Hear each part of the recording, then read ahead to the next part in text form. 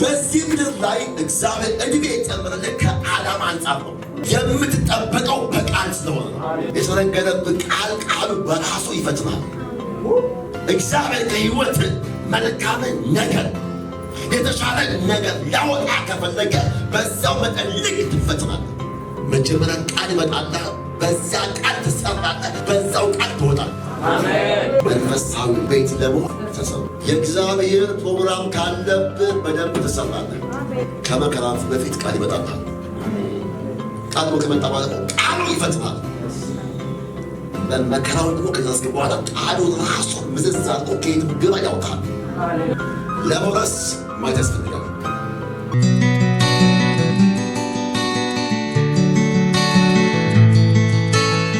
ክብር ለኢየሱስ ይሁን። ለቃሉ ግን ሁላችን ቆማለን በጌታ ፊት። መዝሙረ ዳዊት ምዕራፍ 105 ከ14 ጀምሮ ይላል፣ የቀባዋቸውን አዳሱ በነቢያትም ላይ ክፉ አታድርጉ ብሎ ሰው ግፍ ያደርግባቸው ዘንድ አልፈቀደም። ስለነሱ ነገሥታትን ገሠጸ፣ በምድር ላይ ራብን ጠራ፣ የእህልን ኃይል ሁሉ ሰበረ፣ በፊታቸው ሰውን ላከ። ዮሴፍ ለባርነት ተሸጠ፣ እግሮቹም በእግር ብረት ደከሙ። እርሱም በብረት ውስጥ ገባ፣ ቃሉ እስኪመጣለት ድረስ የእግዚአብሔር ቃል ፈተነው። ንጉሥ ላከ፣ ፈታው፣ የአሕዛብም አለቃ አስፈታው። የቤቱ ጌታ የጥሪቱ ሁሉ ገዢ አደረገው። ተቀመጡ። ክብር ለኢየሱስ ሲሆን ያው የዮሴፍን ታሪክ በጣም ወዳጅ የምናውቀው ዳዊት ጽፎታል። እዚህ ክፍል ላይ ጌታ ይባረክ። ሲጀምር እንዲሆታል ሃሌሉያ ይላል። ትርጉሙ አሜን ማለት ነው። ሆነ ማለት ነው። ተፈጸመ ማለት ነው። ተደረገ ማለት ነው። ክብር ለኢየሱስ ሲሆን ሲጀምር ምን አለ? ነቢያቶችን አጥቷል። አትንኩ ለመስላችሁ በዚያ ዘመን ነቢያቶች በጣም ይገፉ ነበር። በጣም ነበር የሚያስቀኟቸው ነቢያቶች። በተለይ በአክዓብ ዘመን ነቢያቶች ስፍራ ነበራቸው።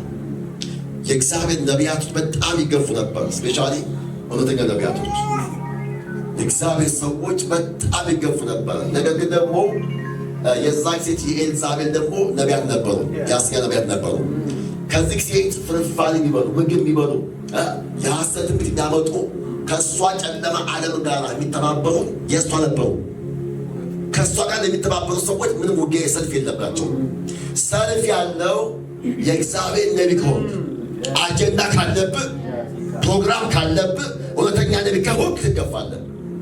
በዚህም ዘመን እውነተኛ ነቢይ ይገፋል። ከዚህ ዓለም ሲስተም ጋር ከተባበርክ ውጊያ የለብህ። ሁሉም አልጋ ባዶ ነው። ሁሉ አልጋ ባዶ ቢገርማችሁ እዚህ ኮተቤ ላይ እንኳን እኔ እንኳን እንዳላገለግል ስንት ቻለንጅ አለብኝ። ከሰብሬ ነው የማገለግለው እና ነቢያቶችን አዳሱ ካለ በኋላ እነዚህ ስለ ዮሴፍ ይናገራል። ዮሴፍ ይላል ለባርነት ምን አለ? ተሸጠ። ዮሴፍ በወንድሞቹ ከመገፋቱና ከመሸጡ በፊት፣ ዮሴፍ ለባርነት ከመሸጡ በፊት፣ ዮሴፍ እስር ቤት ከመግባቱ በፊት፣ ከመከራው ከቻለንጁ በፊት ለዮሴፍ የመጣ ቃል አለ። ዮሴፍ ገና በጠዋቱ እግዚአብሔር ያሳየው ምን አለ? ህልም አለ። ከአንድም ሁለት ጊዜ አሜን ነው። ከአንድም ስንቴ? ከአንድም ሁለት ጊዜ የሰማው ያየው ራእይ ያለ ወይም ህልም አለ። ዮሴፍ ልክ ህልምን ካየ በኋላ ለወንድሞቹ ነገራቸው። ባይዘወይ እመነኝ፣ እዚህ ምድር ላይ የሚወድም አለ፣ የሚጠላም ሰው አለ። እመነኝ፣ ስታገለግል የሚቀበልም አለ፣ ማይቀበልም አለ። እወቅ። የብዙዎችን ግን አለማወቅ ነው። ማወቅ አለብን። እግዚአብሔር ያውጣው ይግለጸው የሚል እንዳለ ሁሉ ይግፋው የሚል ስንታለ ጫፍ የቃሉ የሚደግሞ ስንታለ ገና አይሰካላችሁ ነው። ደግሞ ካልደገሙ አንተ ተሻገሩ። አሜን በል። ካልገፉ አዲስ ወደ ነገር አሜን ነው ወይ? አሜን ነው ወይ? ስለካለ ወጣ ሰዎች ብለው እስኪ ዛሬ በክፋት ሲነሱበት ስምን ሲያነሱ አሜን ነው ወይ? እግዚአብሔር ብለው እስኪ የመጣውን ነገር ለመልካም ይጠቀምበታል። እስኪ ነው እንደጻፍ ያለ ነገር ሁሉ ለበጎ ነው። እንደዚህ እኮ ነው። ጠላት አንተን ለማጥፋት የመጣው ለመልካም ተገንበታል። ጠላት አንተን ለማጥፋት የመጣው እግዚአብሔር አንተን ወይ የሚገጥምበት መንገድ እሱ ነው። ወጀብ ሲነሳ ደስ ይበልህ። ማመን ሲነሳ ደስ ይበልህ። ወደ ህይወት ነውጥ ሲመጣ ደስ ይበልህ። በህይወት ላይ ቻሌንጅ ከበዛበት ያ ቻሌንጅ እመነኝ ለአንተ ድልድይ ይሆናል።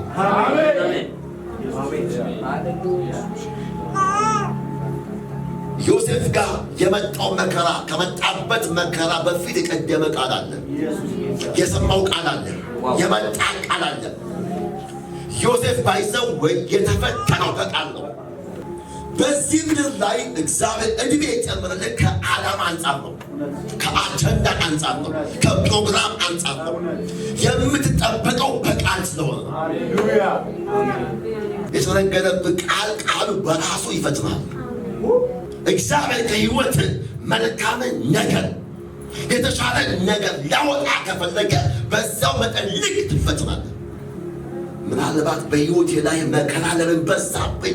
ከነገሌ በላይ ከወንድሞቼ በላይ ከእህቶቼ በላይ መገፋት በህይወቴ ለምን በዛ ብለሃል? ጥያቄ በዝቶባቸዋል። ከሰዎች በላይ መከራ ከበዛበት በዛው ልክ የእግዚአብሔር አጀንዳ ካንተ ይወጣል። የእግዚአብሔር ቃል ሲመጣ ዘመን ይለውጣል።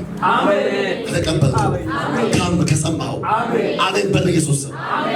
እና ዮሴፍ የተፈተነው ከመከራው በፊት ወደ እሱ በመጣው ቃል ነው። የእግዚአብሔር ቃል በደንብ አድርጎ ይፈትናል፣ ይፈትናል። እንደ ወንፊት ቃሉ ያበጥረሃል። አሜን ነው። የማይገባውን ነገር ጌታ ያነሳታል።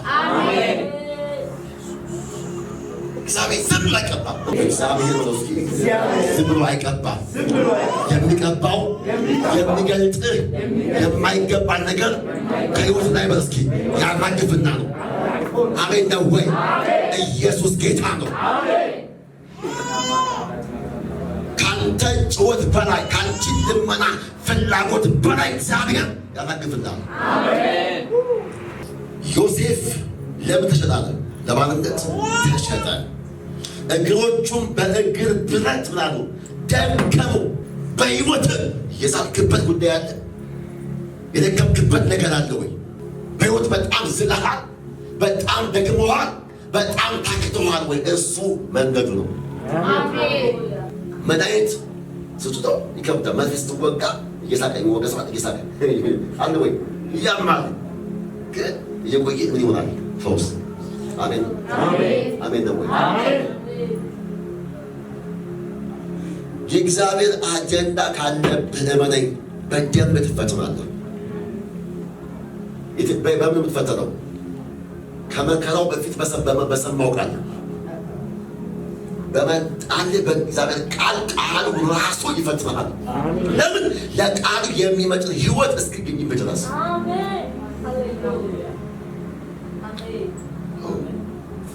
ጌታ ምስክሬ እኔ አሁን እዚህ ጋር 20 ሰው 40 ሰው ሳገለግል ነገ እመነኝ ሕያው ጌታ ምስክሬ 40,000 ህዝብ እንደሚጠብቀኝ ተስፋ አደርጋለሁ። ስለማለት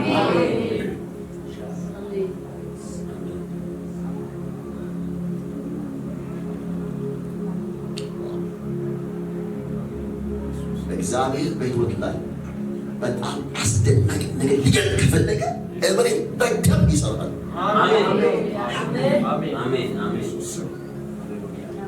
የእግዚአብሔር ቃል ምናምን አለ ፈተነው።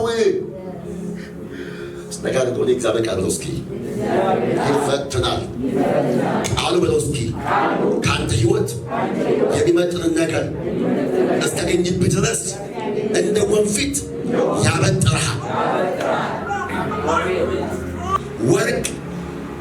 ወርቅነቱ በምን ይመስላል? በእሳት። አንዳንድ ሰው አሁን ብዙዎቻቸው የብዙ ሰው ቻለንጁ ይለያያል እንጂ የምታልፍበት ብዙ ቻለንጅ አለ። በጣም ብዙ ቻለንጅ አለ።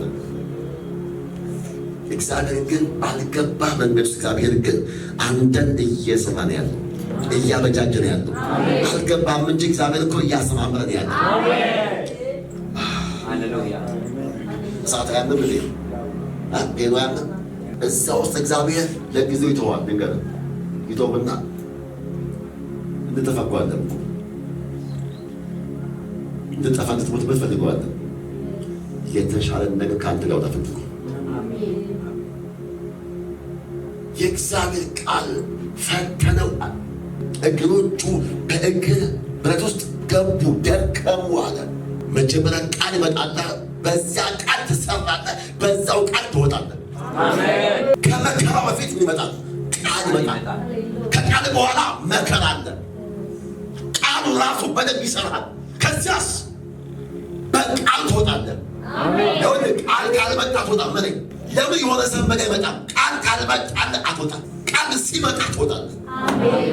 ቃሉ በቃ ሲል አሁን ይበቃዋል ሲል መከራ በቃው፣ ችግር በቃው፣ እሳቱ በቃው፣ መገፋት በቃው። ይህና ቃል ሲመጣ ይለቃል። የእግዚአብሔር ቃል ነው አለ። ፈተነው። እናንተ ለካስ እግዚአብሔር ቃል ይፈትናል። ደግሞ በዛ ደግሞ ቃል ውስጥ ሰዎች ይመጣሉ። የምትሰራባችሁ ሰዎች እግዚአብሔር የምትሰራብንን ሰው ህይወት ይልካል። አሜን። ትዕግስተኛ እንድንሆን፣ ልበ ሰፊ እንድንሆን፣ ትከሻሽ እንዲሰፋ እግዚአብሔር ወደ አንቺ ሰው ይልካል። የምትሰራ በሰው በኩል ነው። አሜን ነው። በመስሪያ ቤት በለው፣ በቸርች በተሰራደ ባይብል ላይ የሚገርም ቃል አለ። በሰለሞን ዘመን ካያቸው ቴምፕሉ ሲሰራ ሶስት ሰዎች አሉ። የመጀመሪያው ሰው ዲዛይነር ነው። አሁን እኮ ብዙዎቻችሁ ላይ እኮ እግዚአብሔር እኮ ያየለት ዲዛይን አለ። ዲዛይን ልጅ እንደዚህ መሆን አለባት እንደዚህ የሚል ዲዛይን ወጥቶላችኋል። ያየልን እንድትመስል ተሰራለ። እሱ ያየው ኢሜጅ አለ። እሱ ሼፕ ያሲስ ዲዛይን አውጦቻል። ከዚያስ እንጨት እንቆርጧሉ። ያን እንጨት ያመጧሉ። ዛት ቤት ተሸካሚዎች አለ፣ ጠራኞች አለ። ህይወት የሚሰራው በሁለት ሰዎች መካከል ነው፣ በተሸካሚና በጠራኝ። ተሸካሚ እነማን ናቸው? ስንደግም አይዞ የሚሉ ሰዎች አሉ። በርታ የሚሉ ሰዎች አሉ። ውስጥ ነው ቅባት አለ የሚሉ ሰዎች አሉ። አይዞ የሚሉ ተሸካሚዎች አሉ። በቃ እኛ ውስጥ ማገልገል በቃ መዘመት በቃ ሰጣ እንዳይዞች እንዳይዞ የሚሉ ሰዎች እግዚአብሔር ያስነሳናል። እነሱ ይባላሉ፣ ተሸካሚዎች ይባላሉ። ደግሞ ጠራኞች አሉ። ኮራ ምናምን ሰጠን የሚያስነፍሱን ይጠርበዋል። በምክር በተግሳጽ አሜን በለኛ። መጽሐፍ ይላል መንፈሳዊ ቤት ለመሆን ምሉ ተሰሩ። ዮሴፍ ህልም ባለ ማግስት ወጣው ንጉሥ ቢሆን ያበላሻል አይችልም። የተገነባ ነገር ውስጥ የለውም። ዜሮ ነገራችሁ። አንዳንድ ሰው ቶሎ ማይክ ያስፈልጋል፣ ግን ውስጡ ባዶ ነው። ኢቲክስ የለው፣ ባህል የለው፣ መልካም ስብዕና መልካም ባህል የለው። አንድ ጊዜ አሉ አንዱ ወደ ጌታ መጣና ካልሰበኩ አለ ዘፋፋለ አረ በትንሽ ቆይ መስበክ አለብኝ እባካችሁ ማይክ አለ። አረ ተው ትንሽ ቆይ እባካችሁ ቆይ ሰብካለሁ አለ። አንድ ጊዜ ሲያስቸግር ይዘች ፓስተር ሰጠዋል። ፓስተር ሰው ተሰጠውና ቆመ። ባይብል ያዘ። የሆነች ሳር ነበረች ምልክት አልገባት። ድንገት በመስኮት ነፋስ መጣ። ነፋስ ሲመጣ ሳሯን ጠፋች። ባይብል ተዘጋ ማለት ነው። ቢያገላብጣ ምን ይሁን ነው። ከዚያ ሊሰው እንደዚያ ኢየሱስ ይመጣል አለ። ኢየሱስ ይመጣል ይላል። ህዝቧ ይላል በቤቱ ስራ አንድ በእድሜ ያረጁ እናት አሉ። ኢየሱስ ይመጣል እያለ አብሮ ወደቀ ማለት ነው። ከዚያ እንዳሉ ወይኔ ልጄ ይመጣል እኮ ካልክ ቆየ እኮ እኔ እኮ ነኝ ጥፋተኛው። ምን አለ ቦታ ብለቅም ነው።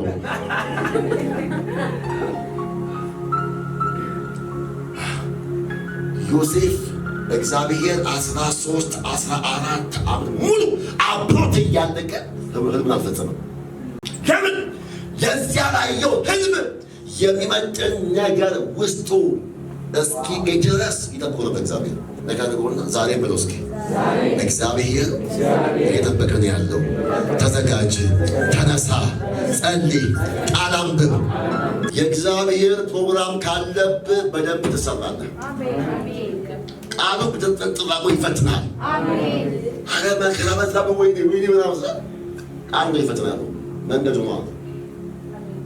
ይህን ፖይንት ዛሬ ይዛችሁ ከመከራ በፊት ቃል ይመጣታል። ቃሉ ከመጣ በኋላ ቃሉ ይፈጽማል። በመከራው ደግሞ ከደረስክ በኋላ ቃሉ ራሱ ምዝዝ አድርጎ ከየትም ግባ ያውጣል። ዮሴፍ እስር ቤት ገባ። ለምን እስር ቤት ገባና የሚገርማችሁ እኮ እስር ቤት ገብቶ ይፈታል። ሰውየው የመፍትሄ ሰው የቀደመ ቃል አለው። የቀደመ ቃል ስላለ አንተ በችግር እኮ ያለ ለሰዎች መፍትሄ ትሆናለህ። እኔ ለሰዎች መፍትሄ ነው፣ ግን የራሴ መቼ ነው ትላለህ? የኔ ሰራ ወይ መቼ ነው? ቀን አለ፣ ሰዓት አለ፣ ሲዝን አለ፣ ሰዓት አለ፣ አለበት ሰዓት አለ፣ ጊዜ መጥቶላችኋል። ከዚያ ዮሴፍ ባልጠበቀው ሰዓት ቀን ላይ ከሰፈር አይደለም ከእስር ቤትም አይደለም ከዋናው ቤተ መንግስት ትእዛዝ ወጣ፣ ቃል ወጣ። ምንም ዮሴፍ ከዚህ በኋላ መታሰር ይበቃዋል፣ አሁን ፈታችሁ የቤተ መንግስት አምጡት። ስጡና እኔ በልዝ እባክህ ከፊት ለፊቴ ባለው ዘመን ለመልካም ነገር ለከበረ ነገር በኢየሱስ ስም እፈልጋለሁ ብሎ እስኪ እስር ቤት ያለ አንድ እስረኛን ሰው በምታመቅ ነው ቤተ መንግስት ይፈልገው ልንገርህ። የቀደመ ቃል ካለ የትም ስፍራ የትም ሰፈር ተወልደህ የትም ሰፈር ሁን የትም ቦታ ሁን፣ ያ ቃል ይፈታሃል፣ ያ ቃል ያወጣሃል፣ ያ ቃል ያስገባሃል፣ ያ ቃል ያስገባችኋል። እዚህ ቃል ነው። እስኪ እድሜ ጀምረላችሁ ቃል ስላላችሁ ቃል አላችሁ። አንድ ቃል ጀምረላችሁ ትንቢተ ኤርምያስ ምዕራፍ 1 ትንቢት ይጨርሳለሁ። ቁጥር ከ4 እንዲህ ይላል እግዚአብሔርም ቃል ወደ እኔ እንዲህ ሲል መጣ። በውስጥ አልሰራው ያለው ከማስነሳት በጣም ብያለሁ ከተቻለሁ ለአሕዛብ ነቢይ አድርጌያለሁ። እኔ ወዮ እግዚአብሔር ሆይ እነሆ ብላቴና ነኝ እናገር ዘንድ አላውቅም አልኩ። እግዚአብሔር ግን ያለኝ ወደምሰድ ሁሉ ዘንድ ሄዳለህ፣ የማዝዘውን ሁሉ ትናገራለህና ብላቴና አትበል። እኔ አድን ዘንድ ከአንተ ጋር ነኝና ከፊታችሁ አትፍራ ይላል እግዚአብሔር። እግዚአብሔርም እጁን ዘርግቶ አፌን ዳሰሰ። እግዚአብሔርም እነሆ ቃሌን በአፍህ ውስጥ አኖሬአለሁ፣ እነሆ ትነቅልና ትታፈስ፣ ከዚያስ ታጠፋና ትገለብጥ ዘንድ ትሠራና ትተክል ዘንድ በአሕዛብና በመንግሥታት ላይ ዛሬም እያሉ አድርጌአለሁ። ከዘንድ ሁላስታን ላይ ደግሞ የእግዚአብሔር ቃል ኤርምያስ ሆይ ምን ታያለህ እያለ ወደ እኔ መጣ። እኔም የሎዝ በትር አያለሁ አልኩ። እግዚአብሔርም እፈጽመው ዘንድ በቃሌ እተጋለሁ። ሁለት ነገር ነው፣ የሎዝ በትርና መሬቷል አፍናል። አሜን ነው ወይ? ምን ተሰው አያለሁ አለ ተናገረ። እግዚአብሔር ያለው መልካም ብለሃል አለው። አይተሃል፣ መልካም አይተሃል። እይታ መልካም ነው፣ ያየው መልካም ነው። ስለዚህ አደርገው ዘንድ በቃሌ ምን ላገዋለ እተጋለዋል። ያ በምን ያለ በቃሌ። ምናልባት አንተ ተስፋ ቆርጠ በዘጋበት ነገር ላይ እግዚአብሔር ግን በቃሉ ይተጋል። ዮሴፍ ምንድን ያየው? ህልም አለመ። ከሰማይ የሆነ የእግዚአብሔር ፕሮግራም ያየው ዮሴፍ ያ መልካም ይባላል። ዛሬ ጌታችሁ ምንድን ይመስላል? የምታዩት ምንድን ነው? ለመውረስ ማየት ያስፈልጋል። ያላየ ሰው አይወርስም። ነገር ገውና እግዚአብሔር በለው እስኪ እንዲህ ይላል፣ መውረስ ትፈልጋለህ? እንግዲያውስ በለው እስኪ መፍትሄው አንድ ነው፣ ማየት አለብህ። ያየ ሰው ይወርሳል፣ ያየ ይወርሳል፣ ያየ ይቀበላል፣ ያየ ያገኛል፣ ያየ ይገባበታል። ስላየሽው ጉዳይ፣ ስላየው ራእይ፣ ስላየው ነገር፣ ስላየው ህልም እግዚአብሔር በቃሉ ይተጋል። ሃሌሉያ! በየትኛውም ዓለም ያላችሁ ውድ ጌታ ቤተሰቦች ለብዙ ዓመታት ህልም አይታችኋል፣ ራእይ አይታችኋል። ነገር ግን ስላልተፈጸመ ተስፋ ቆርጣችኋል፣ አዝናችኋል። ጌታ ይላችኋል እፈጽመው ዘንድ በቃሌ እተጋለሁ። ቆመን ጸልያለን ሁላችን።